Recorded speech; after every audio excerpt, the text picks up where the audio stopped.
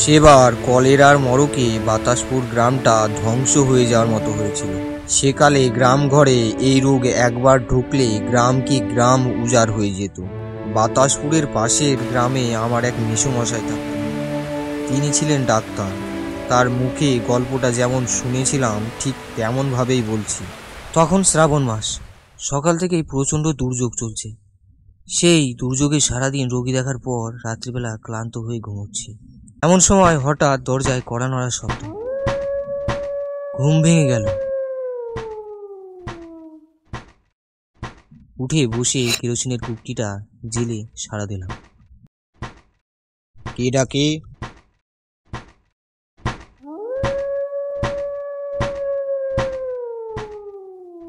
কে ডাকে? কে ডাকে? আমি সনাতন, দরজাটা খুলিন ডাক্তারবাবু।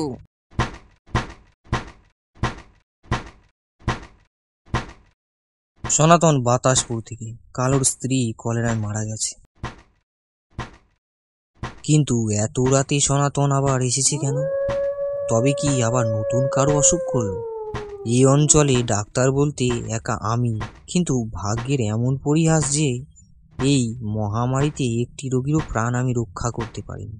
সেজন্য কারোর বাড়িতে যেতে লজ্জায় আমার মাথা কাটা যাচ্ছে। অথচ ডাক্তার হিসাবে রোগীর বাড়ি থেকে কল পেয়ে না গিয়েও থাকতে পারছি না।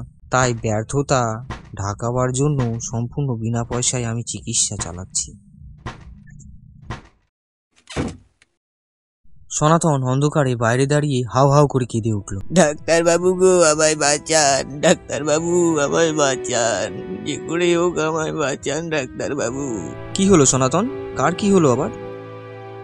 আমার একটা মাত্র ছেলে ডাক্তারবাবু, তারও হয়েছে, যে করেই হোক ওকে বাঁচান।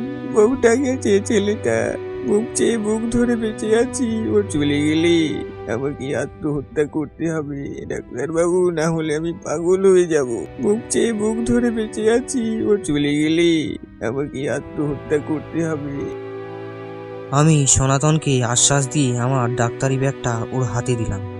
ব্যাগটা নিয়ে সনাতন বলল, আমি তাহলে এগোচ্ছি ডাক্তারবাবু, আপনি আসেন, ছেলেটা ঘরে একলা আছে। হ্যাঁ হ্যাঁ যাও, আমি এক্ষুনি যাচ্ছি। সনাতন এগোলো।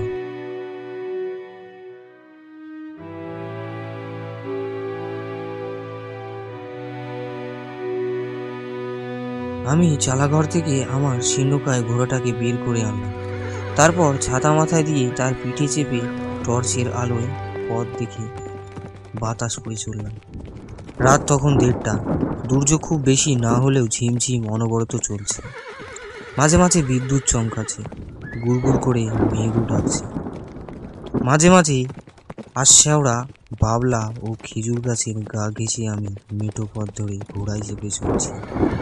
কিছুটা পথ আসার পর মনে হলো, তাই তো সনাতন গেল কোথায়? আমার আগে গেলেও পায়ে হেঁটে গেছে, কিন্তু আমি চলেছি ঘোড়ায় চেপে। এতক্ষণ তো ওকে ধরে ফেলার কথা। যাই হোক, বাতাসপুরে ঢোকার মুখে একটা খাল আছে। সেই খালের ধারে এসে থামলাম আমি। এখানে একটা পিতল গাছের গুঁড়িতে ঘোড়াটাকে বেঁধে রেখে একটা অপলকা সাঁকো পার হয়ে উপরে গেলাম। খালের দুপাশে কালকা সুন্দর ও বিড়াল কমির ঝোপ। সাঁকো পেরোতেই শুনতে পেলাম অন্ধকারে ঝোপের ভেতর থেকে কে যেন ডুকরে কেঁদে উঠল।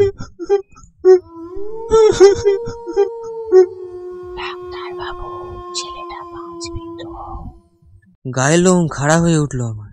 শরীরের সমস্ত রক্ত যেন হিম হয়ে গেল। এই যে সনাতনের বউ সৌদামিনীর গলা, যে সৌদামিনীকে আমি আমার ডাক্তারি বিদ্যা প্রয়োগেও বাঁচাতে পারিনি। কাল দুপুরে আমার চোখের সামনে সে মারা গেছে। গ্রামের লোকেরা মুখ অগ্নি করে যাকে খালের জলে ভাসিয়ে দিয়েছে, সেই সৌদামিনী ছেলের অসুখের জন্য হাহাকার করে উঠল কি করে? এমন সময় অপ্রত্যাশিতভাবে সনাতনকে দেখতে না পেলে হার্ট ফেল করে ফেলতাম। সনাতন একটা হ্যারিকেন নিয়ে এসে বলল, তাড়াতাড়ি পা চালিয়ে আসুন ডাক্তারবাবু, তাড়াতাড়ি, ছেলেটা কেমন করছে। আমি ভীতু হয়ে বললাম, কিন্তু সনাতন, একটু আগেই তোমার বইয়ের গলায় কি যেন। ওইসবই কান দেবেন না ডাক্তারবাবু, ওরকম কান্নাই শুনতে পাবেন এবার থেকে। সারা গা উজাড় হয়ে গেল, মানুষের আত্মাগুলো কোথায় যাবে সব? আমি মনে সাহস সঞ্চয় করে সনাতনের পিছু পিছু চললাম। কি জোরে জোরে হাঁটছে সনাতন। তারপর এক সময় সনাতনকেও দেখতে পেলাম না, দেখলাম শুধু হারিকেনটায় মাটির উপর ভেসে ভেসে চলছে। আমার তখনকার কথা বলে বোঝাবার নয়। আমি মন্ত্রমুগ্ধের মতো ওই আলোর অনুসন্ধান করলাম। এক সময় আলোটাও মিলিয়ে গেল। আমি তখন সনাতনের ঘরের সামনে দাঁড়িয়ে আছি। ঘরটা অন্ধকার। ঘরের সামনে দাঁড়িয়ে ভয়ে ভয়ে কাপা গলায় ডাকলাম, সনাতন, সনাতন। আমার ডাক শুনে আশেপাশের বাড়ি থেকে দু একজন লোক আলো নিয়ে বাইরে বেরিয়ে এলো। কে, ডাক্তারবাবু নাকি? হ্যাঁ, সনাতন কোথায় গেল? ওর ছেলের অসুখের খবর দিয়ে ডেকে আনলো আমাকে, অথচ ওকেই দেখতে পারছি না। পথের ঘটনাটা কাউকে বললাম না। সনাতন আপনাকে ডেকে নিয়ে এলো? হ্যাঁ, আমার ব্যাগটাও যে বয়ে আনলো সে।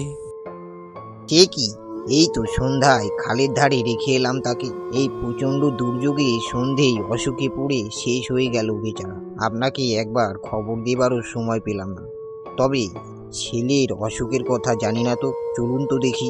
আমরা সকলেই আলো নিয়ে ঘরে ঢুকতেই দেখলাম সনাতনের ছেলেটা বিছানাপত্র নোংরা করে শুয়ে শুয়ে কাতরাচ্ছে।